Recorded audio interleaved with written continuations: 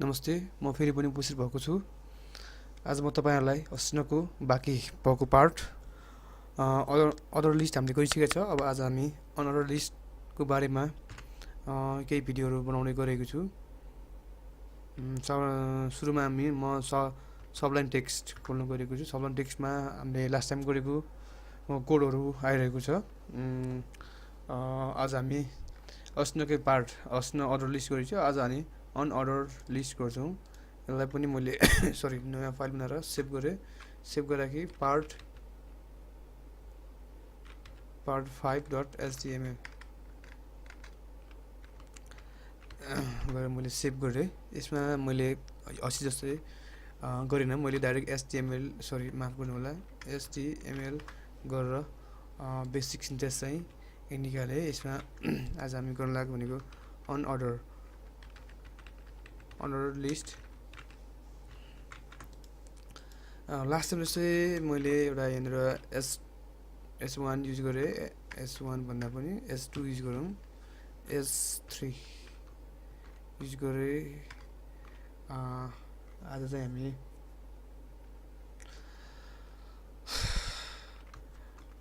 Worse listing गरौँ। सुरु हामी अदर लिस्टमा जस्तै अदर लिस्टमा UL हामी युज गर्छौं। UL मा हाम्रो LI ओपन गरे, LI लाई क्लोज गरे। यहाँनिर मैले क्रो यसै गरेर LI मा प्यारोट, LI मा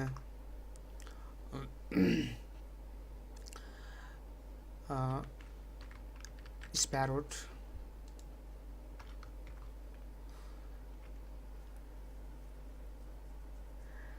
LI मा लास्ट नेम एउटा हाल्यौं।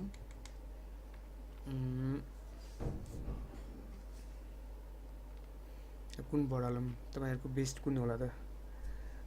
प्यारोट, स्प्यारोट, स्विफ्ट हाल्दिउँ। यस WIFT स्विफ्ट चढाएको पनि छ नाम स्विफ्ट। ल यति गरेर मैले सेभ गरेर हेरौँ। यहाँ ओपन ब्राउजर डिफल्टमा यसको डिक्स आउने भएर मैले यहाँ डिक्स लेखेन। त्यही पनि तपाईले टाइप्समा गएर DISC लेखेर पनि यहाँ डिक्स नै आउँछ। डिफल्टमा हाम्रो डिक्स नै आउँछ। त्यसैले यहाँनिर मैले HR हाले, माफ गर्नु होला HR को क्लोजिङ भएन। HR मा गएर फेरि मैले यो सबै कपी गरे र यहाँनिर गएर पी गरेर डिक्सको ठाउँमा मैले CARC यदि सर्कल पनि हाल्न पाइन्छ। सर्कल गोल आउँछ। यसमा चाहिँ कालो छ, त्यसमा चाहिँ कालो हुँदैन, बोर्डर मात्रै छ। अर्को भनेको लास्टमा चाहिँ हाम्रो एउटा यसमा चाहिँ स्क्वायर SQUARE स्क्वायर पनि हाल्न सकिन्छ। हामीले चार पट्टी हुन्छ, स्क्वायर पनि हाल्न सकिन्छ। यसमा स्क्वायर आएको छ, जुम गरेर पनि तपाईले हेर्न सक्नुहुन्छ। यो चाहिँ हाम्रो सर्कल भयो, यो चाहिँ हाम्रो स्क्वायर भयो र टपको हाम्रो डिक्स। यो डिक्स नलेख्दा पनि डिफल्टमा हाम्रो डिक्स आउने कारणले चाहिँ हामीले डिक्स नलेख्दा पनि केही समस्या चाहिँ हुँदैन। जस्तै मैले अघि पनि गरिसके। यहाँनिर यो डिक्स काट्दा पनि डिफल्टमा हाम्रो डिक्स नै आउने भएर त्यहाँ नलेख्दा पनि केही समस्या चाहिँ हाम्रो हुँदैन। साथै यसमा हामीले हाम्रो लास्टमा भएको डिस्क्रिप्सन लिस्ट पनि हामी पढौँ। यसमा एउटा न्यू फाइल बनाऊ। न्यू फाइललाई मैले सेभ गरे। सेभ गरेर PART पार्ट 6 मा HTML मा यसलाई मैले सेभ गरिसकेको छ। अब यहाँनिर S लेखेर HTML लेखे। यहाँनिर DESCRIPT डिस्क्रिप्सन लिस्ट भन्ने पनि हुन्छ, तर कहिले यहाँ डेफिनेसन लिस्ट पनि भन्छ। प्रायले FINAT डेफिनेसन लिस्ट पनि भन्ने गर्छ यसलाई। हाम्रो बोलीचालीमा प्राय जसो नेपालमा चाहिँ अलिकति बुझ्ने भाषामा चाहिँ डेफिनेसन लिस्ट पनि यसलाई भन्दा केही समस्या चाहिँ हुँदैन। अघिमा जस्तै यसमा पनि हामी DL माफ गर्नु होला DL हामी ओपन गर्छौं र DL लाई क्लोज गर्छौं। डेफिनेसन लिस्टमा दुईटा हुन्छ अर्को ट्याग, एउटा चाहिँ DT भन्नाले डेफिनेसन टर्म हो। जस्तै यहाँनिर म डेफिनेसन अफ कम्प्युटर लेख्छु, कम्प्युटर। अर्को हाम्रो छ DD डेफिनेसन डिस्क्रिप्सन भन्दा पनि हुन्छ या डिस्क्रिप्सन भन्दा पनि हुन्छ यसलाई यहाँनिर मैले computer is an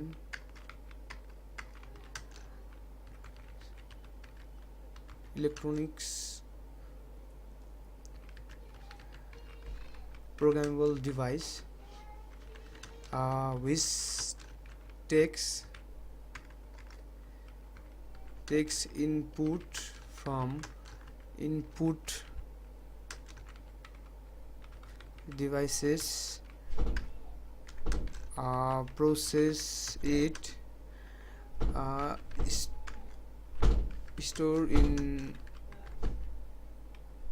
memory for future use, and gives require an meaningful output from output devices भनेर लेखेँ मैले। यति लेखेर मैले आउटपुट हेरेँ। यहाँनिर हामीले हेर्न सकिन्छ एउटा कम्प्युटरको टर्म र अर्को डेफिनेसन यसरी गर्छ। हुन त यो भिडियोमा यति नै गरिदिउँ। मैले यसमा दुईटा लिस्टलाई डिफाइन गरेँ, एउटा चाहिँ हाम्रो युएल र अर्को हाम्रो डिएल। डिएल प्रायः जसोले युज नगरेको हुनाले मैले चाहिँ यसमा हल्का मात्र इक्जाम्पल दिनु खोजेको। हस्, आजलाई यति नै, अर्को भिडियोमा भेटौँला।